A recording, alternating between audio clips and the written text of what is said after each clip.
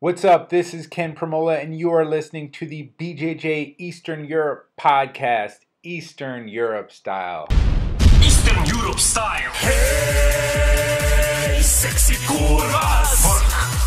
Work, dream fight. Eastern Europe Style. Hey, sexy kurvas. Work, dream fight. Eastern Europe Style. Good evening, welcome, dobro večer, dobry wieczór, and welcome to the BJJ Eastern European Podcast. My name is Gile, and I'll be your host for this evening. I am the owner of BJJEE.com, the website which all of you follow, and it's a huge honor for me to start this podcast, and let's see how it goes. This is the first edition, and the whole idea was to get together with my good friend from Russia, Stas Varshavsky, and discuss some of the current issues, the news in BJJ in Europe.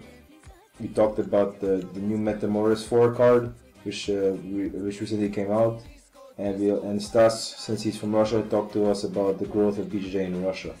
So that'll be quite interesting. Just a quick background myself. I'm 34 years old, I'm half French, half Filipino. I grew up all over the world, and for the last 8 years I've been living in Belgrade, Serbia. My wife is Serbian, we have a little daughter, and I've been training BJJ since 2001. I started BJJ in Paris, France. For the first, I got my blue belt and purple belt in France. Then when I moved to Serbia, I continued training here, and I got my brown and black belt eventually over here. My academy is Jarial team. My instructor is Jovan Jarial. Jovan Jarial is actually one of the pioneers of BJJ in Europe. He started training in the mid-90s, and he was the first man to bring BJJ to Serbia and to the Balkans. It was in 2000. And he's a black belt under Fernando Penduka. Penduka is one of the top black belts of Cross and Gracie. And what else can I say? So basically, BJJ Eastern Europe, the website started off about 2.5 years ago. There was an idea which I had about how to promote a bit our region. You know, I mean, when I say Eastern Europe, I say Central Eastern Europe. You know, anywhere from Austria all the way down to Turkey. That's for me, like Turkey and Russia, and even Kazakhstan, Armenia, all those kind of countries over there. That really covers the region. And the idea was to get a bit more exposure for the BJJ community here and get it known a bit around the world. So we started interviewing black belts, brown belts, competitors, school owners in the region, and then we started covering also not just our local news but also international news. So in 2.5 years, I think that the site has gone very well, and the sky's the limit, and it's an immense honor for me to represent you guys. You know, I'm not originally from Eastern Europe, but I really feel like I'm from Eastern Europe, you know. So it's an immense pleasure for me to represent you guys and to work for you guys. And I think we have a great region, and we have great athletes, great BJJ athletes. And then let's get the world to know more about us. Right. So without further ado, we'll start first with our conversation about Metamoris, and then we'll switch to BJJ in Russia. Just to give you a quick introduction about my co-host for tonight, Stas Varshavsky. Stas he's quite young. I think he's around 20, 21. He's from Russia, from Moscow, and he's one of the top rising talents of BJJ in Europe. He won, I think he won the Europeans at blue and 2 times at blue and purple belt. He won the London Open. He won the Rome Open. So I mean, he's one of the top talents, and he trains under Christian Sestaro of Hibero Jiu-Jitsu over in Russia. And I chose him to be my first co-host because Stas is like me, but a younger version. He's a proper BJJ nerd. We can talk for hours, and we did talk for hours on this podcast. That's why I had to shorten it, because we talked for like an hour and a half, so I don't want to make it too boring for you guys, alright? So just bear with me. And right, so without further ado, let's start first with the conversation about Metamoris. Okay? Let's... Yeah. All right, hey, listen. We've been talking for how long already? For 40 minutes. Okay, let's go on. Let's go to the next subject. Metamoris 4. So, at the current time, there have been some rumors about some matchups. Okay, the rumors are Andre Galvão against Chael Sonnen, Kron Gracie against Benson Henderson, Saulo Ribeiro against Comprido Medeiros, and then Dean Lister versus Josh Barnett, Keenan Cornelius versus Kevin Casey, Kit Dale versus Gary Tonnen, and Orlando Sanchez versus Vinny Magalhães. So today's Monday, and Halek Gracie, who's in charge of Metamoris, was on the MMA Hour with Ariel Helwani, and he made a statement confirming some of those fights. Unfortunately, I was not there, so I didn't get the confirmation. But I heard from some other sources that he only confirmed a few fights. Those fights are Andre Galvão, Chael Sonnen, Dean Lister, Josh Barnett, and instead of Kevin Casey, Keenan Cornelius would be facing his original opponent, which was Vinny Magalhães. So those 3 fights are confirmed. The other ones are still to be confirmed. Yeah. So that's pretty exciting to watch. I mean, for me, to watch Chael Sonnen against Andre Galvão, I think it'll be. Chael's a big superstar, and that's gonna be great for our community to get more people from MMA to watch. Yeah, and it's like submission match. Yeah. He's a perfect person to be involved in jiu-jitsu match, of course, because good for marketing. He said like very, very funny things about Nagira brothers, about this black belt and Happy Meal, all this like trash talking. Yeah, he wasn't serious. I mean, I'm sure Chael in real life is a really cool guy, Yeah, for sure, man. Respectful and all that. Yeah. But it'll be good to see. I mean, I think regardless of the outcome, because I think we're all pretty much sure Andre is going to take this, Yeah, But yes. yeah, although Chael has great wrestling, but and he has solid jiu-jitsu. I don't know about his submission defense, to be honest, but I don't know. I think we might see Andre by a triangle, no? Because Andre will not take him down. That's for sure. I doubt it. Yeah, especially it's like no-gi match, man. Yeah, no-gi match, and it's on that surface, like that Metamoris surface where there's no walls or anything. So, I remember the Brendan Schaub fight. Just like it's really hard to go through a takedown. Yep. So okay, that should be exciting. How about the Dean Lister, Josh Barnett? Man, that's crazy. Those are like 2 great leg lock guy. And Josh Barnett, he's like a catch wrestler. He got promoted to black belt in BJJ also recently, and he won the Nogi Worlds like 4 years ago, I think, at black belt, when he was like still technically he was a white belt. He didn't have any rank in BJJ. But, man, like I respect him as an athlete, but man, actually I don't like this. How can I say?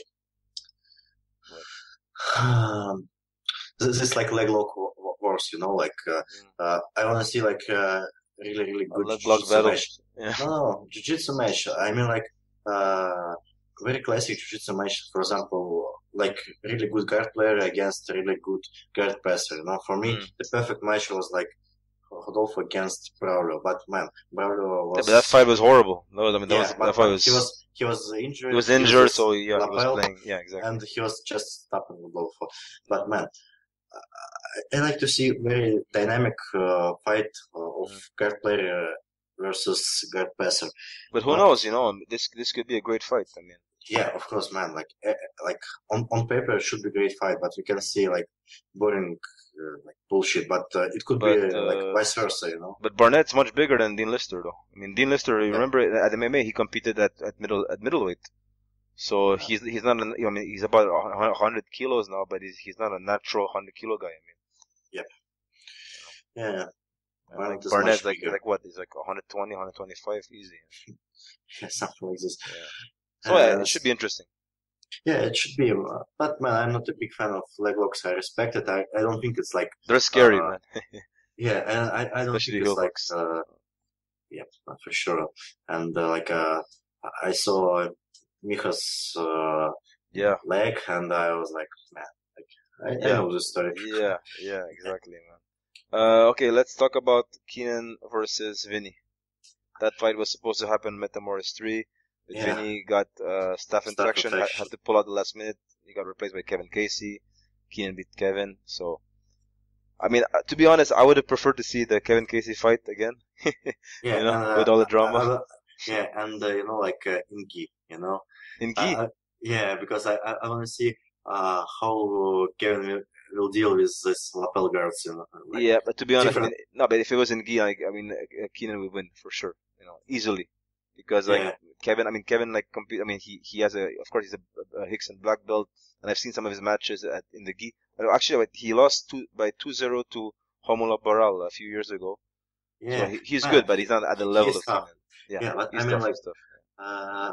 I didn't like his statement about this, but scooting and Scooting, yeah, and all the shit, because I think it's like different priorities, For example, I like sport jiu-jitsu.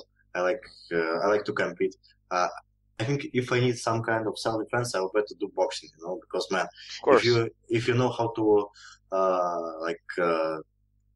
punch, to punch like serious, man, you will have like upper hand in any street fight. Of course. But for jiu-jitsu, man, I think Keenan is like top level competitor. He's like amazing athlete, and his style is just like sport oriented. Like, what's the problem? Saying full guard in the street fight, man, it's like a joke. But man, I'm pretty sure Keenan will take down. But he has good takedowns. Anybody in street fight. I mean, of course, anybody. Yeah. He's not gonna fight a wrestler in a street fight. I mean, you don't find those kind of guys in street fights, right? So, yeah, exactly. All right. But you can find Ryan Hall inside of restaurant. Yeah. You know what I'm saying? Yeah. I watched it. Yeah. Okay, that wraps up our topic on Metamoris. Let's just talk about the growth of BJJ in Russia. Okay, you're heavily involved in the community there, so can you just give us a lowdown on the history of BJJ in Russia? I mean, Russia is such a huge country, with a rich background in martial arts and combat sports. It's obviously with your own sambo, but you have what's it called, sistema, and all that. So don't say this for system. Yeah, okay, never mind. But just talk to us about how BJJ started in Russia, and what is the current situation, and how do you see the future of BJJ in Russia? Okay, so as you said, Russia is really, really big, but man, we have only, I guess, 4 black belts at the moment in Russia. I mean, or maybe 5. I don't know, but man. Actually, wait, hold on. I'll give you the exact number. I have it here. And because we're on BJJ Eastern Europe, we have the list of Russian or black belts living in Russia. Actually, you've got a few Russians in the States, huh? Like Russian citizens, like that Anton Burzin. Yeah, but man, you've got 4, I think. Leonid Gatovsky, Christian, Alexander Dedafaria, and R.B. Muradov. Yeah, and there is one more guy who is currently living and teaching in St. Petersburg, Valesio Sena. Where is he from? Brazilian? He's Brazilian, of course, and he's a 4th degree black belt. I do believe under I forgot his name, the owner of Beverly Hills Jiu-Jitsu, Marcus Vinicius. Marcus Vinicius, yeah. And is that because all these other black belts, they're based in Russia? I mean, apart from RB, who's based in where's he based again? Is it in Grozny? Yeah, it's Chechnya. In Chechnya. So all the others are based in Moscow. So is there only one black belt based in St. Petersburg? Right. Currently. Right. Oh, okay. Yeah, and he has a son. Mateo Sena. He is purple belt, and he was my first fight at last Europeans, and he is actually the guy who broke my finger. That's why. Seriously? Yeah. But was it on purpose or? No, of course. No, it just happened. Yeah, he just broke So the so leg, you you know. you actually fought another guy who lives in Russia in your first fight with the Europeans. Yeah, man. What a And, what a coincidence, man. yeah, I think like I need to ask, I don't know, bracket manager. Man, like what the fuck? That's But weird. That's weird. yeah, but man, it doesn't matter because I didn't see him before. So Yeah.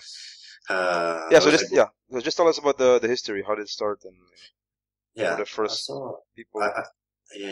I do believe that like one of pioneers of BJJ is like of course Leonid, you know, because Leonid he's like Gatovsky. Yeah. he's the first like Russian black belt and Wait, hold on. Just to tell the viewers, Leonid Gatovsky, he beat what's the name?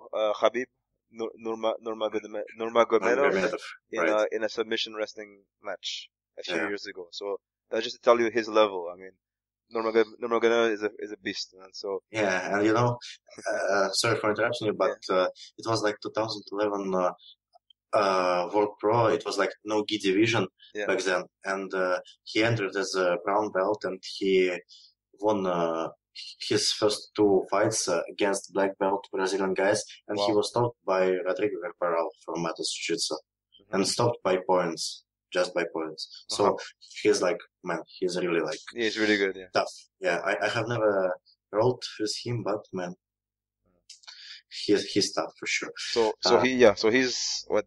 But was he the first guy to train BJJ in Russia? I mean, is that how is that possible? I mean, such a big country, like there were not Brazilians coming over before, like in the 90s and like 10 years ago or whatever. Yeah, but you know, like I told you, it was like YouTube Jitsu, you know, and Yeah. of course, like everybody saw this UFC fights when who is just choked out people, you know, and Yeah. all this stuff, you know, and Leonid, he was like doing some kind of let's say like MMA. It was like actually it wasn't MMA, but some kind of like hand-to-hand combat, let's say. Like combat And, sambo or something. yeah, something like this, you know. Okay.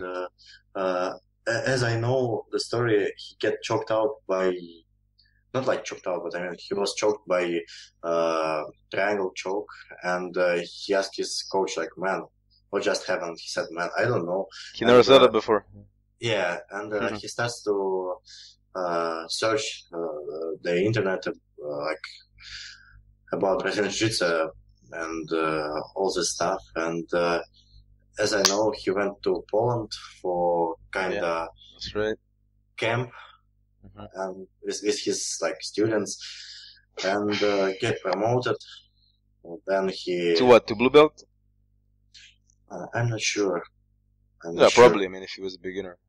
Yeah, but you know, like I think he was one of the pioneers, and many guys was like trying to do jiu-jitsu by themselves, you know. But it was like I told you, YouTube jiu-jitsu, and all these guys were like sambo fighters or judo fighters or maybe wrestling fighters, something like this. It's not the same thing. Yeah, and you know, the point is like my good friend Mikhail Pagodin always says that me and all other guys will be the first generation of really jiu-jitsu fighters, not like sambo fighters that who just transitioned. Yeah. Okay. Yeah. Okay, so Leonid was the first guy. So who after Leonid brought jiu-jitsu to Russia? Man, there is a guy. His name is Jan. He was affiliated with Gracie Bahape. I heard about it. Yeah, he's like a brown belt under the Radiola. And Jan, he's Russian? Jan? Yes. It's normal Russian name, man. I thought it was Ivan. I mean, Jan is John, right? Like in is it Germany or something? No. I think it's like no man. Jan. Yep. Anyway, whatever. Okay, so you said. Yeah. So he is a brown belt right now. It's like a weird story, but he was always doing like seminars of Max Carvalho and the Radiola in Moscow and like I think basically in Moscow, like actually 2 times a year, I think. And I think he's like the guy who also like opened up somebody's like eyes on jiu-jitsu. But man, uh, like When was this? And like from when did they start? Like in what year? man, I First think seminars, 2006, huh? 2007? no, man, I think like 2010, Oh, yeah. 9, That's late, man. maybe 8. I think 8, Oh. 2008, and the point is that his biggest mistake was that he didn't brought Brazilian guy, to To, teach. to, to, to Because, live and to teach. yeah, because it was like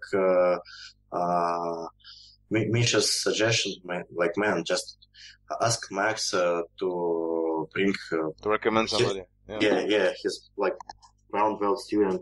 Yeah, of course. But man, he didn't do that. So Well, he maybe didn't have the conditions, no, to make no, give man, a salary. no, man. Actually, he was, he had the condition. Uh-huh. But I think, man, like nobody likes to spend like money, like extra money, if you just may like collect it and just, man, Yeah.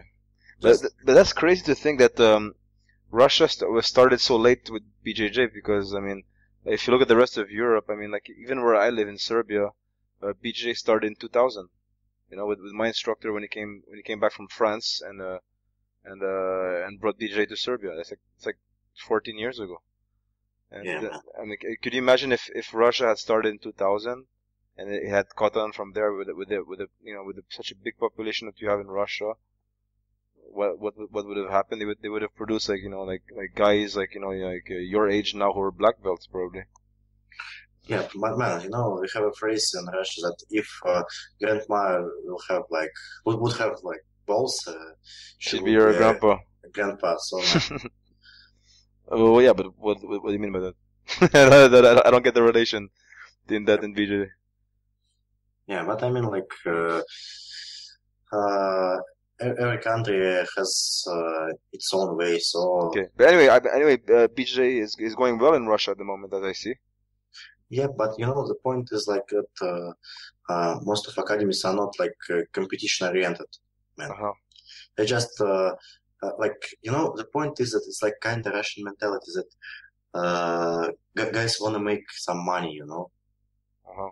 so they just put a blue belt to teach, put like purple belts to teach. But man, purple belt is like more or less okay, but blue belts to teach, man, I don't like this because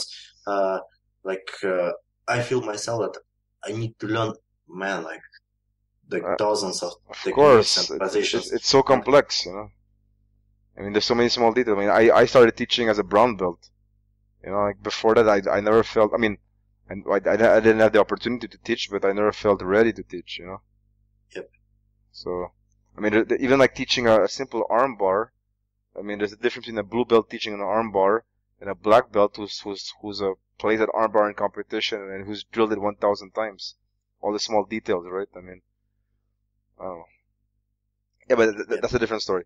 Anyway, so yeah, can you just give us a lowdown on like the current situation? How many academies are there in Russia? Who are the instructors? How many people are training? That kind of stuff. Man, I am representing Ribeiro Jiu-Jitsu Moscow. Yeah. And Christian is a black belt professor. Yes. So there is a guy like Deda Faria. He's like Alliance representative. He's back to Alliance. I thought he was BTT. No, he's back to Alliance. Okay. There is Leonid. He is like Chris Bahar. Yeah. Uh-huh. There is a guy in St. Petersburg. He is like Beverly Hills Jiu-Jitsu representative. Uh-huh. And isn't also like Braza or Coyote? Was the name of that guy, the blue belt, who won double gold at the Europeans? Anton Berezin. Or Anton something, no? No. He is like from St. Petersburg Alliance, Yeah. Isn't it? Academy called Strela? Yeah. Okay. Strela. And there is a Checkmate representative, Daoud Adaev. He's a brown belt. Dawood. Yeah. He's now Checkmate representative. Wait, hold on. I thought Dawood was under Deda. Yeah, but no more. Last Friday we had Leo Vieira seminar, and they made a deal and made I think some kind of contract. Really? Okay. Yep. So now you have Checkmate Russia. Yeah. Okay. So of course we have this Strela. Yeah. That that's Braza, right? They're affiliated with Braza. Yeah, they are. Okay. But before they were alliance, right? Right. Okay. Yeah, and they had some kind of conflict with Deda about this, and they decided to step back and go their own way. Yeah. Yeah. So they're Braza now. Okay. And I think that's it, pretty much. How about in the other cities, like the smaller cities? Isn't there are there notable academies to talk about, like in other cities in Russia, like Rostov or something? Man, I think no, because man, how could you could you imagine YouTube Jitsu? I think that's the point, because there is no YouTube purple belts to teach there. So but isn't your teammate, what's her name, Lena? Isn't she from? She's not from Moscow, right? Yeah, but she currently lives in Moscow. Okay, that's why. Yeah, but man, she has pretty solid background. She's good, man. Yeah, she's good. So, she's good. Yeah. Okay, so tell us about the future of BJJ in Russia. Like, how do you see it? Like in the next 5 years, how do you see it? Because the way you described it, there's 5, 6 solid academies growing. So how do you see that? How do you see that developing? Man, actually, I think we have bright future, but man, I mean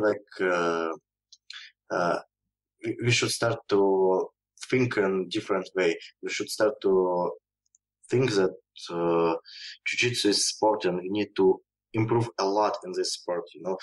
Don't make it like a fitness club, or something like this. To lose weight. Yeah, or to make money, something like this. Yeah. Because it's the part of Russian mentality to make money out of air, because we have I'm telling you, in the center of Moscow we have paid parking spaces, just the guys selling the air, but I mean the point is that we need to work hard on competition scene, not in internet saying that proclaiming that we are the best, or this team is the best, this team is bullshit, this guy is So you basically need to unite, to be more united, and to organize together, no? Not more united, but more friendly, So there's strong politics in Russia about BJJ politics. Or... Yeah, and the point is normal everywhere, man. To be honest. Yeah, but man, I don't like this. I think it's who likes that? Yeah, it will not benefit our jiu-jitsu, and I think we should compete more. And the point is for example, for me, I'm not very active competitor, but I'm trying to do 3, 4, 5 competitions outside of Russia for sure, and big competitions like Abu Dhabi Pro, Europeans Nogi, man. Next year I think I'll go to Brazil or maybe to United States. I don't know, but I mean, the point is that for us it's really expensive, because we are not in the European Union. We need visa, we need all this shit, all this bureaucracy, and it takes a lot of time and money. But the right way is to improve our jiu-jitsu, to grow and to grow the community, to invite IBJF, and to continue growing and developing as a strong national team. I think this. Okay. Okay, so the future is bright for Russia, you think? Sorry. So you see a bright future for BJJ in Russia? Yeah, basically. Man, I mean, like, in my academy, Christian is like really competition-oriented guy. He is like teaching competitors perfectly, you know? Yeah. Because he has like a really good experience, man. Yeah, of course. He fought these Europeans with injured knee. He wasn't able to cross his knee, cross and he beat Babalu, right? Right. Yeah, exactly. So man, he is like very experienced guy, and he knows how to teach. He knows like many different aspects of competition. So okay, I think like our team has like good chances to grow, you know. All right, Stas. Well, I guess we're gonna wrap it up now. It's been 1 hour, so. Right. Thanks for being a part of the first BJJ Eastern Europe podcast, and we'll have many more.